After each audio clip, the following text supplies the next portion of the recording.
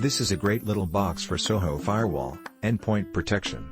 The hardware is standardized x86-64 Intel compatible, so it will run most modern OSs.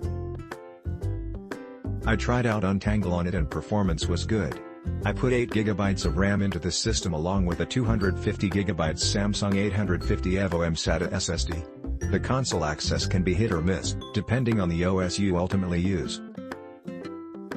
pfSense has a serial console installer, but Untangle does not, so if you are like me and have a monitor that does not accept a native DB15 VGA connection, do yourself a favor and get one of these. ACE and BOOI Def Geek 1W cable matters VGA to HDMI scalar converter cable with HD 1080 video and USB audio S. When you have a standard size VGA cable attached, the clearance for the adjacent USB connections is very minimal, and will definitely dictate what you plug into this unit.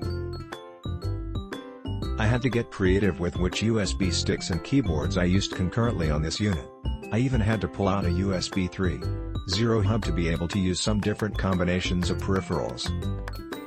Once you have everything installed and deployed, then the USB/VGA port clearances don't really matter, but when you have it in the back office to work on, you will likely throw a few expletives out when connecting vital peripherals. If I had one suggestion for improvement for the manufacturer, it w. See my photos for some of the troubles I had. All in all, great looking, well-performing hardware in a power-sipping package, but with some design flaws. This has worked great for me, and I'd highly recommend it as an embedded network appliance at the price point. I've tried it with both pfSense on FreeBSD and Ubuntu Server on Linux, and all hardware seems to work natively without any rough corners or weird drivers. Since I imagine most people are going to use this as a network appliance and not generally have a display connected to it, the serial COM port. It gives full access to the device's BIOS setup interface and most OS's boot consoles, and makes setup and network troubleshooting far easier than the traditional approach of repurposing a keyboard and monitor, or the embedded router hell of resetting and praying for a default network configuration. I was able to install and configure pfSense from scratch without connecting a display or keyboard. Ubuntu required video to do initial setup, but could be configured to support the serial console shortly thereafter. The chassis build quality is solid, all the ports are flush and well aligned, and access to the DIMM slot, 2 mSATA slots, and SIM slot, still unsupported in the US. See the Q&A section, are accessible under the bottom panel with 4 screws.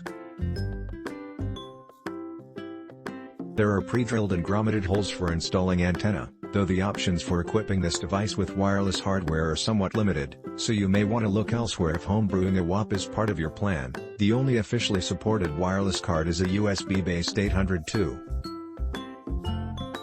I can see no reason why you couldn't use it as a wall mount bracket, though, as this device would probably be pretty well suited for hiding in a network closet somewhere.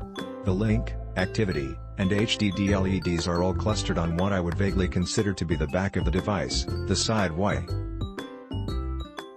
This makes it mildly inconvenient and ugly to position the device where these LEDs are actually visible, but whether this is something you'd even want to do is mostly a matter of preference. Worked as expected right from the box. pfSense has been running without issue since it was installed a little over a couple months ago. Performance and availability has been well above the bar in acting as the house's networking backbone. Was eyeing an half-priced Bay Trail J1800 that I think would fulfill my modest requirement when pfSense threw down the monkey wrench, so after agonizings, broke down and bought this ICE-ready Protectli, attracted by its properly mounted passively cooled CPU.